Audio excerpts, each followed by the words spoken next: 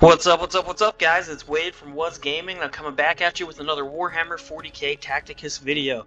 In today's video, we are going to continue our weekly series with our arena report. And I'm really excited about this arena report. Okay, so this is Season 10's arena report, so last week's arena. But the reason I'm excited is this is the first week where we were able to look at the top 25 players in the Chapter Master League, which is the highest ranked league. And as I alluded to last week, from here on going forward, we will be able to see these top 25 guys in this league every week. So we shall be able to see what really the top guys in the game are using. Whether you want to call them whales or whatever, what they're building. And really, it'll continue to give us a good idea of what the meta is going forward. As always, guys, when I'm talking about arena, I am talking about the regular arena mode in the game, not the live arena. Although sometimes I will allude to some of the abilities in live arena as well as we talk about characters. And as always, guys, if there are characters that have been on this list before or recently, I'm not going to go into a full deep dive. That would get pretty boring, as most of these characters kind of stayed the same.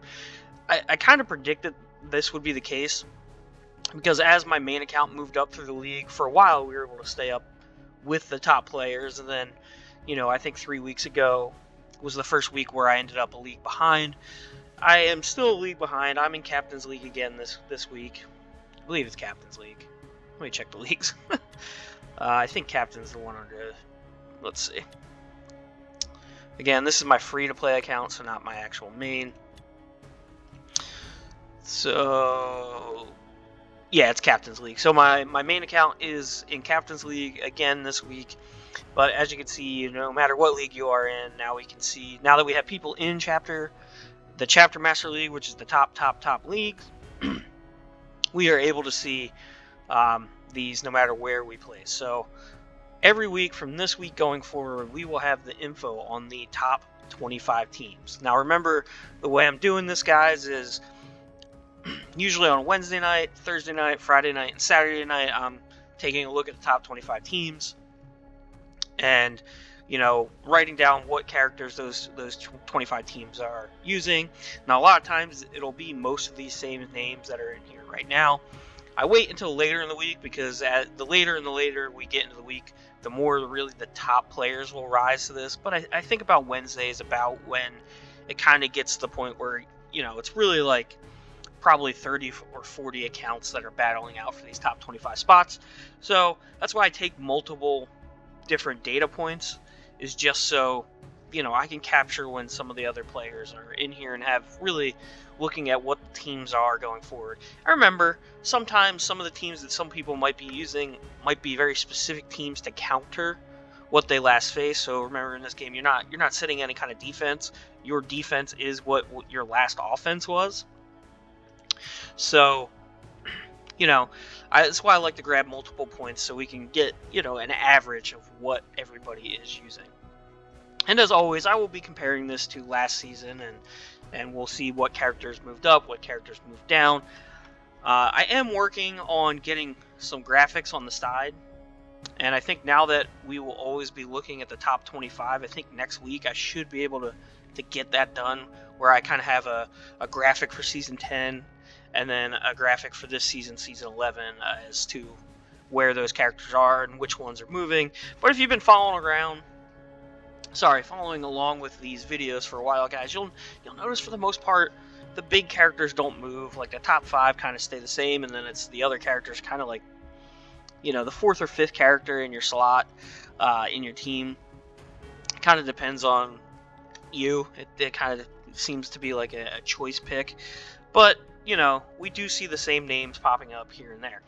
So with that, we'll get into this season. Now, last season we did end up having 11 spots, because we did have a tie for 9th. And with that, obviously this week we have 10 characters, so we're going to lose 1 character. And then also we had a really big character fall out from last week, and a new character jump in. That this will be their first week in the top 10.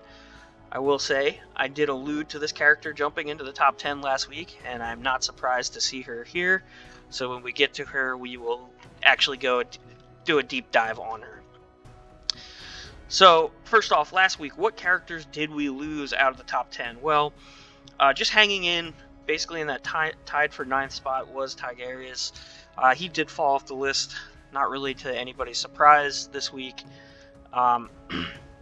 Again, he saw 3 uses last week out of the top 25 teams, and so he fell off the list.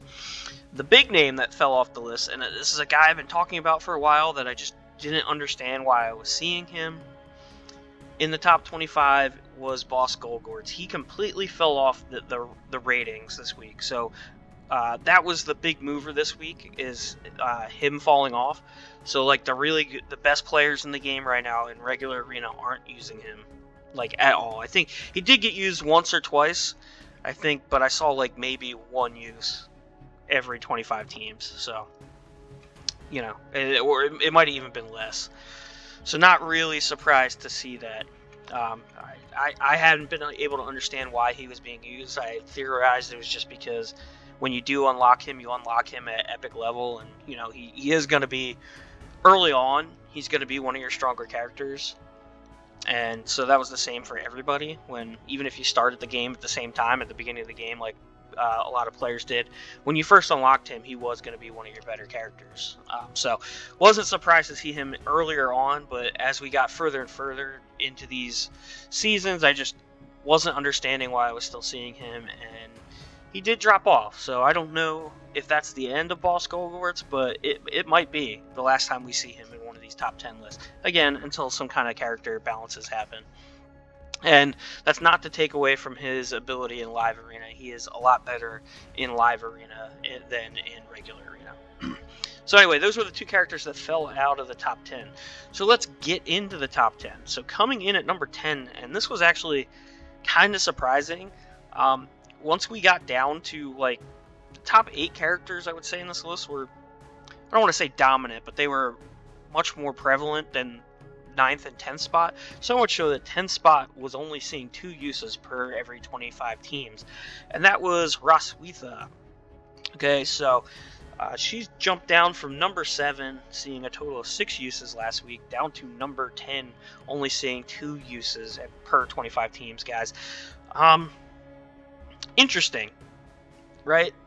I know a lot of people have her built because of how good she is in Guild Raid, and she is a pretty good counter to Archimedos, but outside of that counter to Archimedos, her damage really falls off versus other characters that end up in the top 10, and I think that's why you kind of saw her fall off. And again, I think part of her usage was because we got that event early on, and a lot of people had her unlocked at a higher tier. But now that we're looking at these top 25 teams, guys, we're really looking at, I'm not going to call everybody in there a whale, but we're looking at people that are spending a good chunk of money on the game, I would imagine. And so these people that are spending a good chunk of money, they have the best characters, and they're pretty much using who they feel are the best characters. And it seems like Roswitha is one of those characters that's just kind of not hanging on. So I don't know if she will remain in the top 10 or not. I think, again, she's awesome in other parts of the game, and she still isn't bad as an Archimedos character. Like, or Archimedos counter. She will one-shot the Bloodletters. She'll one-shot Archimedos with her extra damage against Psychers. Tigerius completely fell off of this list. In fact, he only had 1 usage out of all the teams I looked at. So this week I looked at 100 different teams, and he was used once all week. So he had completely fell off the list. And so that without him up there in the top 10, that's another character that she's a hard counter to. But with him not in the top 10 at all, I can see kind of why she fell off a little bit. So coming in at number 9 with 3 uses per 25 teams is Makotep. Again, if I'm pronouncing that wrong, I apologize. He's good. He's got a good ability, especially with summons being so powerful. His active ability is pretty nice to give them extra turns. and let them, you know, go and hit and deal more damage on those turns. And he does have a range 3 attack. He's not going to wow anybody, right? His extra movement is more important in live arena than it is in regular arena. But, you know, he's a decent character. He's not one-shotting people, but he brings decent utility. So, you know, again, he's another character I won't be surprised if he eventually falls off this list, but I'm not surprised to see him on this list right now. And just last week, he also had 3 uses per 25 teams. So he's, you know, while he is in the top 10, he is consistently in the bottom of these top 10 lists. All right, so now we have our first jump up in use. And this is where I said, like, the top 8 were kind of the characters that were really, really being used this week. Coming in at number 8 is our first of our 2 epics, or legendaries on the list, continuing to be dominant. She's been in this list every week since I started doing it. No surprise, Morvenval, guys, the big guys are using her too, right? If you unlock her and you really enjoy Arena and that's what you want to focus on, she's one of the characters you should be focusing on. She had 6 uses this week compared to... She was actually down to only 3 uses last week, so I'll bump back up. This is where she usually is, guys. She's usually in like the six teams per 25 teams. It's you know, that kind of seems to be where she is. And again, I think it's a matter of, do you have her unlocked? And, you know, she could be matchup dependent. I could see some matchups maybe not wanting to take her into, but for the most part, if you have her, build her, use her. She's good. The best players in the game are using her. Coming in at number 7 and making her debut on the list. And again, guys, I told you this was going to happen last week. I told you I was not going to be surprised to see our new character, Athena. I don't know if that's how you're going to pronounce it. I could totally be butchering it. But, you know, not surprised to see her on her list. And purely for her passive. Her passive is amazing. And guys, I have started to really focus on her on my main. This crit chance does go up. Alright, so on my main, I think my skill is at like 20-ish, and it's up to 18. I don't 100% know, but I have a feeling that this crit chance probably maxes out maybe around 25%. Like 24, 25%. If they wanted to just do a round number, 25% would make sense. Which is a huge deal, guys. If this is sitting at 25% at max level, that's a big deal. That's taking all of your characters and putting them at like 60% crit rate for the most part. And that's taking Calandis, if you're using Calandis with her, that's taking her crit rate up to, what is that? You're closing in on 90%, right? I think I got mine right now at 63%. If you top on 25 on that, you're sitting at what, 89%? Something like that, 88%. That's pretty good, right? So, and again, it's not adjacent characters, it's friendly units within 2, and that's not even adding the extra damage that they do, and then the additional extra damage your Eldari characters are going to do. So, again, not only will Calandis pretty much not auto crit, right? You'll still miss occasionally, but not only will she crit much more consistently, when she does, she will be doing extra damage as well. This damage doesn't scale all that much. The damage doesn't really matter as much as the crit chance matters. Now, with that being said, I am going to do a video comparing her to Harkin, because I think she really fills that same type of role. And I did predict we'd see Harkin kind of drop out and her kind of replace Harkin. This week, at least, that hasn't really been the case. It seems other characters have kind of dropped out as she's worked her way into this top 10. But her damage and everything and her scaling, like, she really does pretty much do what Harkin wants to do. And maybe, you know, she's a little bit weaker in some areas, but a little bit stronger in other areas. So, not saying you can't use her with Harkin, but I do kind of still think that she will eventually replace Harkin on a lot of these lists. With that being said, guys, her active currently, from what I understand, is bugged. It's supposed to do piercing damage, and it's not. So until that gets fixed, her active is basically, it's pretty much useless. Plus, it's kind of a little funky how it works. It doesn't work exactly like you would think it would. So her active isn't great, but even with that, like, active being bugged and stuff, guys, she still saw a total of 7 uses per 25 teams, right? So what are you looking at there? You know, almost a third of the teams are using her in the top 25 teams.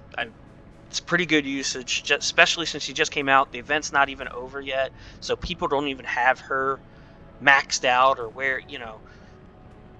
anywhere near maxed out. You can't even get shards for her yet, or you can, but you can't use them yet until the event's over. So nobody has her like fully built, and people are still using her. And I mean, I threw her in my teams almost immediately just because of the passive, and I'm seeing her at relatively low levels being used just for a passive. Her passive is that good. So again, not surprised to see her on this list. I did kind of predict that last week, so I'll pat myself on the back a little bit there. Good job, Wade. And that's where we are with Athena. I'm probably butchering that. So the rest of this list will move a little bit quicker on because it's going to be, the people you've seen before. Nothing new. Coming in at number 6 with 8 uses out of every 25 teams. The probably best legendary in the game, at least for Arena right now, Celestine. Not surprised. These guys up at the top, they have her built. A lot of them have her close to max, and they're using her. She's just that good. Like, her survivability is second to none just because of how her passive works. And, once her passives pop, like, yeah, she's not super survivable, but she has really good mobility. She does decent damage, and her passive is really good, and she's really useful in live arena too. So not surprised to see her. I think early on we did predict that she'd be one of the 2 legendaries that we would see rise as more and more people got her unlocked. And I think the last 3 or 4 weeks she's been consistently in here, and it's pretty clear now that she is the best legendary right now in Arena. Coming in at number 5, still holding on to his top 5 position with 9 uses, is Harkin. Again, Harkin's just a multi-tool, does everything well, although I do think he's eventually going to start to get replaced for Athena, I don't know how to pronounce that. I am going to do a separate video. I'm going to try to get it filmed out tonight. It might be tomorrow night that I get it out, where I actually compare him, because I have him at a pretty close level to the one that I have, the Athena I have built on my main. So I'm going to do that video. I got to get the phone hooked up and all that nonsense to get that recorded, but I do want to do a direct comparison. Basically, long story short, if you don't want to watch that video, she does 1 less hit than him, but she does more damage. She has more health, and her armor's pretty comparable. So survivability wise, she's probably a little bit more survivable than him because she has more health and her armor's pretty much the same level. I think he still might outdamage her slightly because he has 1 more hit. I have to run the damage numbers on that, and they're not exactly at the same level, so I'm going to just kind of project that out, but the damage is probably pretty close. He has a slight bonus because of being 4 hits, where when he hits the scarabs, he's going to do 4 hits, and then he also has a slight bonus because she doesn't have Let the Galaxy Burn, so he does have that chance of getting an additional hit. So overall damage, he probably does, on average, outdamage her, but it's close. It's reasonably close. And they're both doing piercing damage, so that's huge. So most of their damage goes through. Movement-wise, he's sitting there with 4 movement and flight. She has 5 movement and flight, so she can kind of get around a little bit better. Mobility is a big deal. Her passive is much better than Harkin's. Not that Harkin's is bad. It's just in Arena, stuff dies so fast that it's not going to matter that much. It's very rare that his passive becomes that big a deal, where her passive is pretty much always up, and if you're positioning her correctly, it's going to have a much bigger effect on the team. And then their actives, like I said, right now his actives, I guess, better, but his active's not great, at least in Arena modes. And I have a feeling once her active gets fixed, it'll outshine his active as well. So I do kind of still think that she will eventually replace him if guys are only going to go with one one strong mobility character. Now, I'm not saying they can't be used together. Having both of them is kind of nice. And he still does pair well with other chaos units. So, but when you compare the two, I think, I think Athena is going to be the better character overall. But for now, Harkin's still up here in the top 5. Actually, he's tied for 4th with 9 uses. Coming in at number 4, kind of having a bounce back week. Well, not really bounce back week. They just kind of actually pretty much the same. Last week was in 5th spot with 9 uses. This week's tied for 4th with 9 uses is Calendus. We've gone into it with her. She's really good, right? Especially in arena. She's good in live arena. I use mine everywhere, but that's kind of because on my main, I've built like a 5-man team, and I really wanted to focus on arena because that's what I enjoy the most. So I use her in guild raid and all of that stuff too. I mean, even at guild raid, she's pretty nice. I'm chunking bosses for like 700 to 1,000 damage, and if she crits, that damage goes up to like 2k just for one shot from her, and that's epic level guild bosses. So build her, use her, she's good, and she'll be in the top 10 for a while. And then we get to the top 3, and to nobody's surprise, it is the usual suspects. And then, again, guys, I say this every week, until there's some kind of balance patch or anything, this will continue to be a case. I don't see anything coming. There's nothing on the horizon that's really going to shake up the meta right now, unless we get a balance patch out of nowhere. So, usually Elf Null's sitting in 3rd spot, and again this week she is with 20 uses per 25 teams. And then every week kind of Yarick and Archimedes kind of take turns swapping positions.